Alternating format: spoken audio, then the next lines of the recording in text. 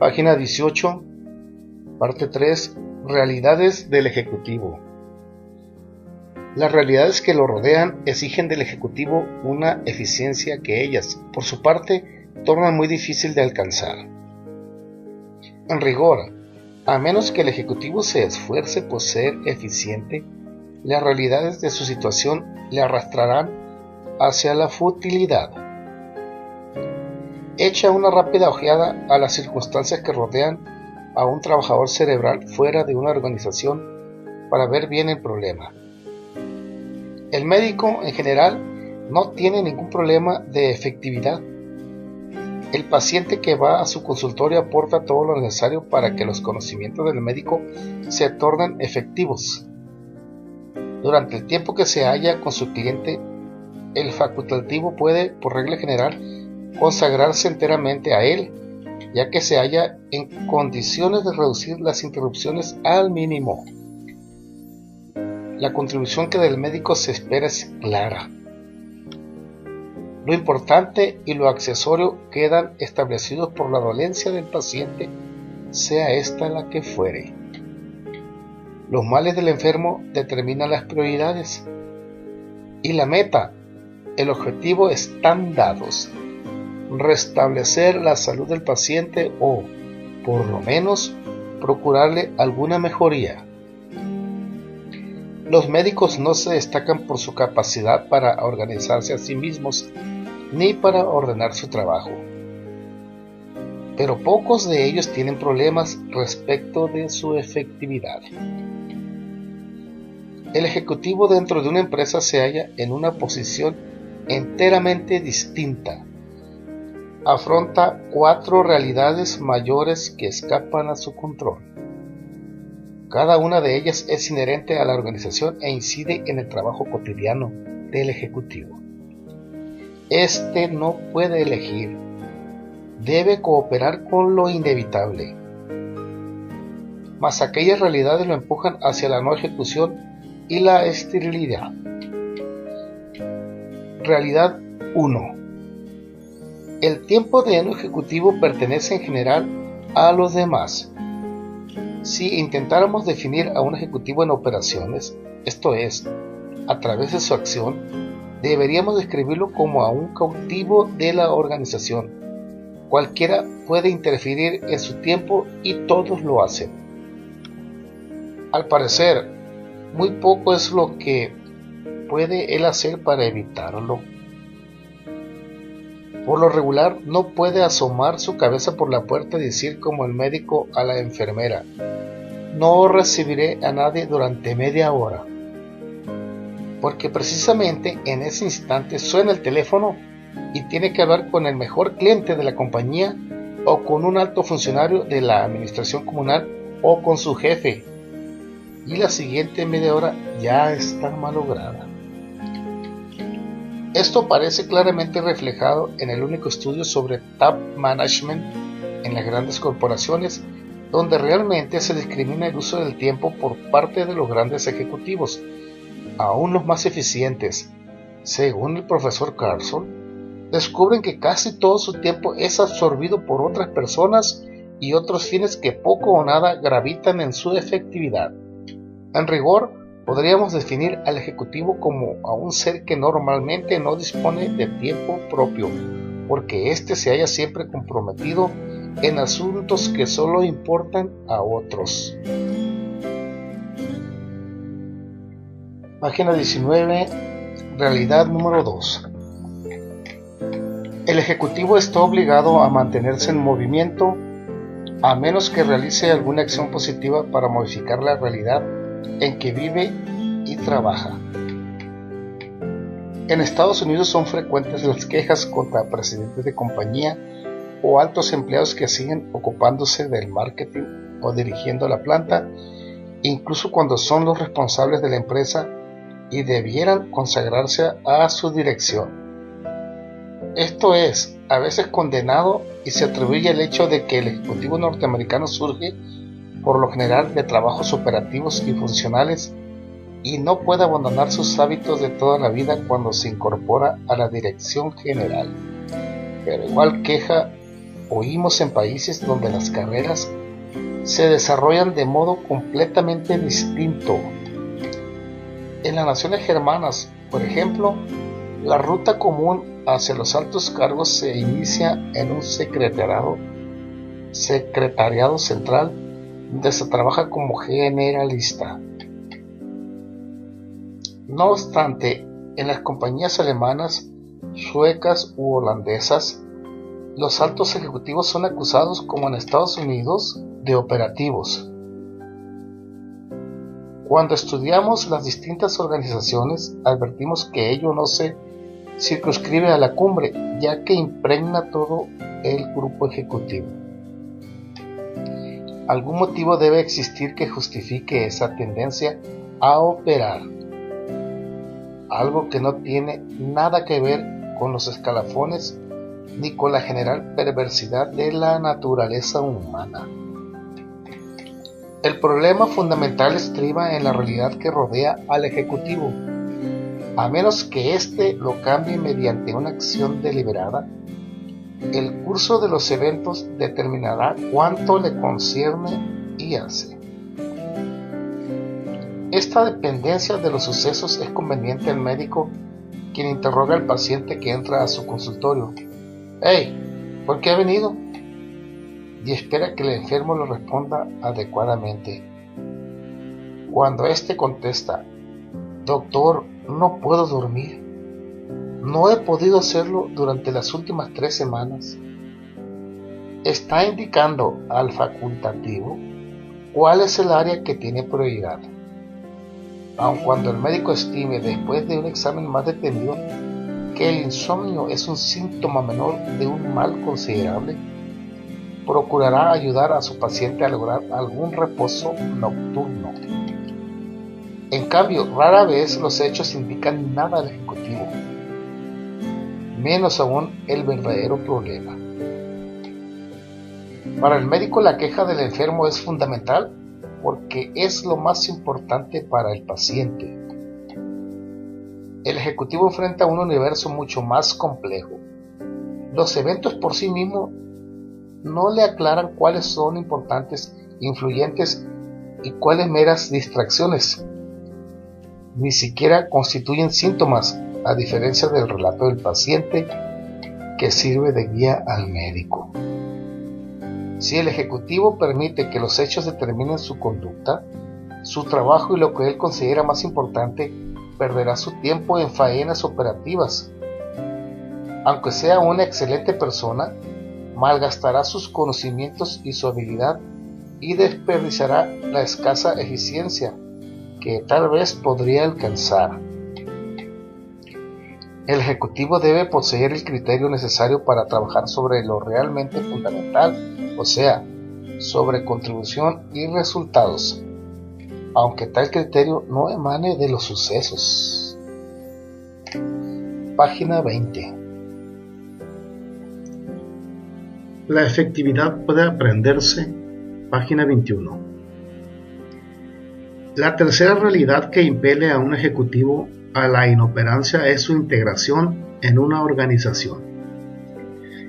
Ello implica que es efectivo en la medida en que otras personas utilicen su aporte. La organización es un medio de multiplicar la fuerza individual.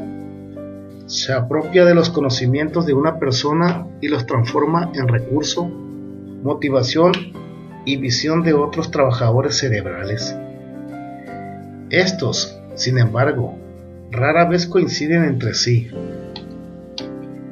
Cada uno tiene una especialidad y una preocupación distinta. Unos se interesan por los impuestos, otros por la bacteriología o por la técnica y desarrollo de los futuros hombres clave de la administración comunal. En tanto, al vecino de al lado le atraen los sutiles problemas de costos, la economía hospitalaria o las ordenanzas municipales. Y cada uno ha de ser capaz de utilizar lo que los otros producen. Habitualmente las personas que más gravitan en la efectividad de un ejecutivo no se hallan bajo su control directo. Se encuentran en otras áreas ya, en la jerga empresaria, son colaterales o sus superiores. A menos que el ejecutivo se aproxime a ellas y se torne efectivo a través de esas personas y de sus faenas, no será eficiente en lo absoluto. Número 4. Finalmente, el ejecutivo se halla dentro de una organización. Y, sea esto una empresa o un laboratorio de investigación, una repartición estatal o una gran universidad o la Fuerza Aérea, su más próxima e inmediata realidad es dicho organismo por dentro, en tanto ve lo exterior a través de gruesos y distorsionados lentes, si es que lo ve. Lo que ocurre afuera no lo capta, incluso directamente, sino mediante un filtro interno de noticias, es decir, como algo predigerido y excesivamente abstracto que impone el criterio de pertinencia de la organización a la realidad externa. Pero la empresa es una abstracción. Matemáticamente podría ser representada como un punto, o sea, como algo que carece de volumen y extensión. Incluso la más grande organización es irreal, comparada con el medio ambiente circundante. Específicamente, los resultados no se producen dentro, sino fuera de la empresa. En el campo comercial, ellos se manifiestan únicamente cuando un comprador trueca los costos y esfuerzos de una empresa en réditos y utilidades mediante su deseo de intercambiar su poder de compra por productos o servicios de la empresa. El cliente, actuando como consumidor, se basa en consideraciones de mercado relativas a la oferta y la demanda, o a la manera de un gobierno socialista que regula a estas últimas y se apoya en valores preferenciales esencialmente no económicos. En cualquiera de los dos casos, el que resuelve se halla fuera y no dentro de la organización. Análogamente, un hospital obtiene resultados solo con respecto a los pacientes, pero estos no son miembros de la organización hospitalaria.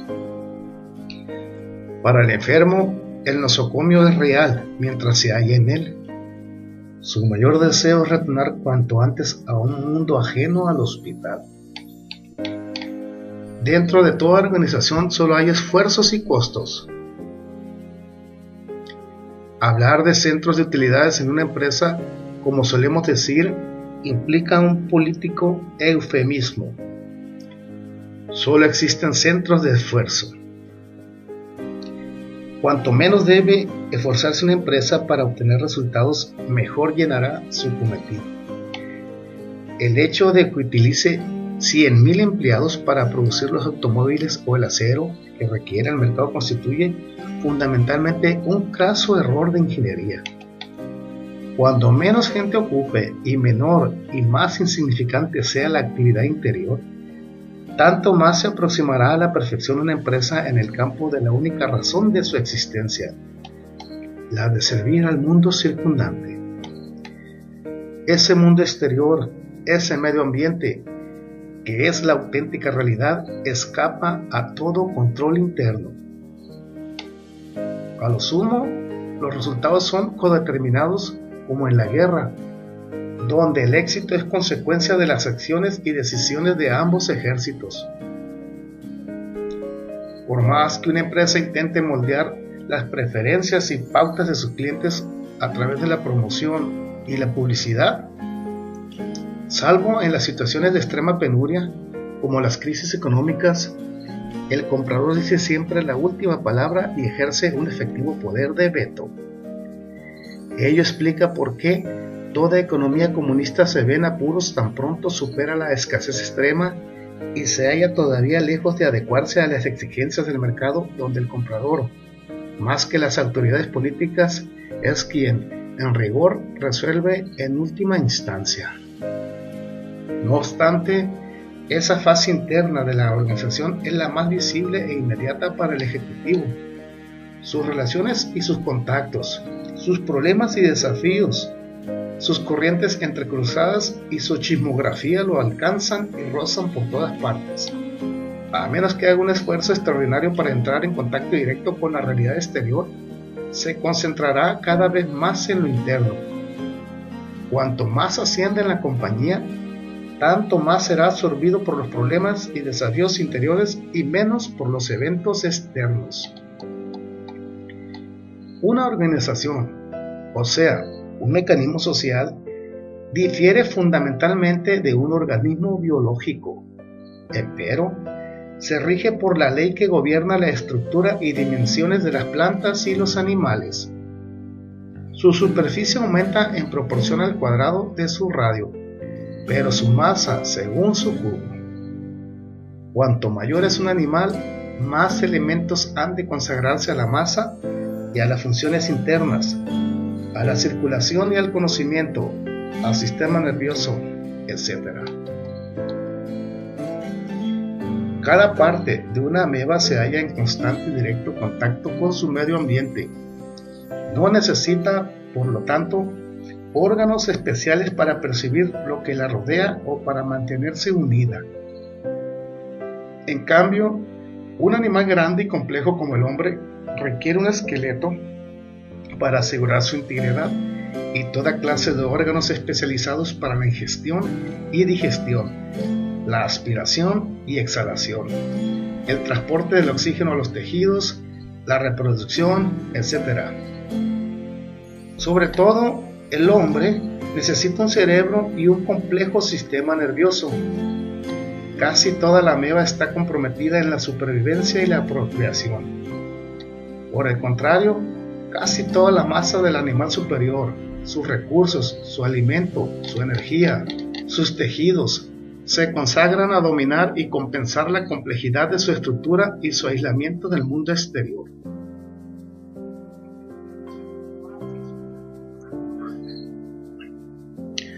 Una empresa no es como un animal, un fin en sí mismo, algo que se concreta a la mera perpetuación de la especie, sino un órgano social que se justifica por lo que aporta al ámbito circundante. Y, sin embargo, cuanto más grande y, evidentemente, más próspera es una empresa, más tenderán los eventos interiores a absorber la curiosidad, las energías y las habilidades del ejecutivo hasta excluirlo de sus verdaderas tareas y privarlo de eficacia externa. Este peligro se ha agravado con el advenimiento de la computadora y la nueva tecnología de información. La computadora, oligofrénica mecánica, solo manipula datos cuantitativos. Lo hace con rapidez, exactitud y precisión.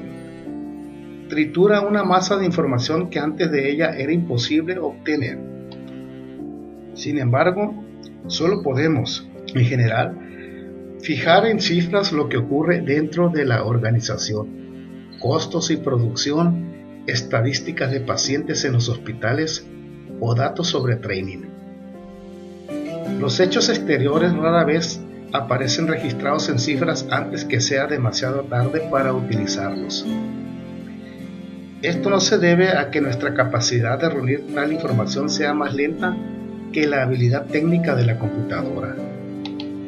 Si este fuese el único problema, bastaría acelerar el ritmo de nuestra labor estadística. Por otra parte, la propia computadora nos ayudaría en gran medida a obviar dicha limitación mecánica. La dificultad estriba, más bien, en la circunstancia de que los eventos externos más importantes y significativos son frecuentemente de índole cualitativa y no susceptibles de medición. No son, todavía, hechos. Porque un hecho, al fin y al cabo, es un evento que alguien ha definido, clasificado y sobre todo insuflado sentido. Para medir algo en cifras debemos tener un concepto de ello. Debemos ser capaces de abstraer de una infinita mezcolanza de fenómenos algún aspecto específico susceptible de recibir un nombre y ser, en última instancia, numerado. La tragedia de la talidomida, que provocó el nacimiento de tantos niños deformes, es un caso ilustrativo. Cuando los médicos europeos dispusieron de estadísticas suficientes para advertir que el número de recién nacidos deformes superaba el nivel normal, tan alta era la cifra que debía de existir una nueva causa específica. El daño ya estaba consumado. En Estados Unidos fue evitado el peligro porque un médico de sanidad pública percibió un cambio cualitativo, una tenue e insignificante comezón en la piel provocada por la droga, que vinculó a un hecho totalmente distinto ocurrido muchos años antes, y al dar la alarma impidió que la talidomida llegara a usarse. El Ford Edsel fue otro ejemplo. Antes de lanzarlo se hizo el mayor acopio posible de cifras, y estas lo mostraban como el coche ideal para el mercado. El cambio cualitativo ocurrido entonces, el desplazamiento del consumidor comprador de automóviles norteamericanos del sector de mercado basado en los ingresos al determinado por el gusto, no podía posiblemente estar reflejado en ninguna estadística. Cuando pudo ser expresado en números, ya era demasiado tarde. El Edsel había sido puesto en venta y había fracasado. Los hechos exteriores que cuentan no son las tendencias, sino los cambios que se operan en estas. Ellos son los que señalan el éxito final o el fracaso de una organización o el fracaso de sus esfuerzos. Dichos cambios, sin embargo, han de ser percibidos. No pueden ser computados, definidos ni clasificados. Las clasificaciones insisten en presentar los números que aguardamos, como en el caso del Edsel, pero que ya no corresponden a la realidad actual. La computadora es una máquina lógica, he ahí su fuerza y su limitación. Los importantes eventos que se suceden en el exterior no pueden ser transmitidos según la manera de operar de la computadora o cualquier otro sistema lógico. El hombre, en cambio, no es particularmente lógico, pero sí perceptivo, y esta es su fuerza. El peligro para el ejecutivo comienza cuando desdeña toda información o estímulo no reducibles a computación lógica o idiomática. Cuando esto ocurre, tórnase ciego a toda percepción, es decir, a todo evento, más bien que a los hechos, o sea, lo ya ocurrido.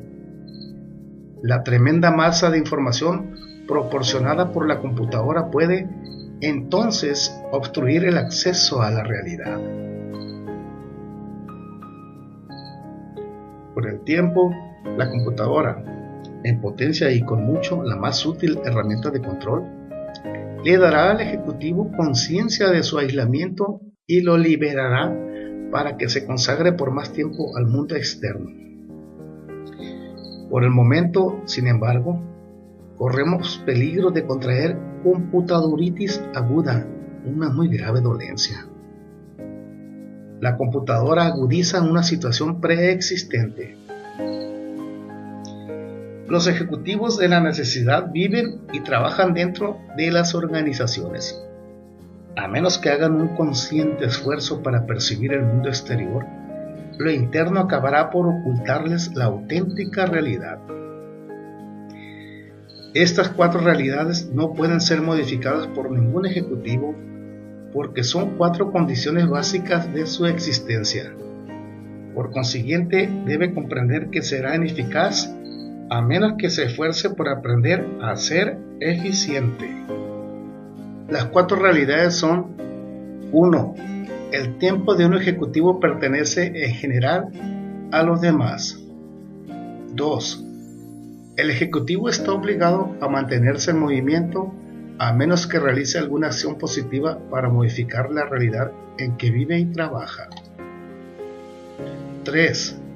La tercera realidad que impele a un ejecutivo a la inoperancia es su integración en una organización.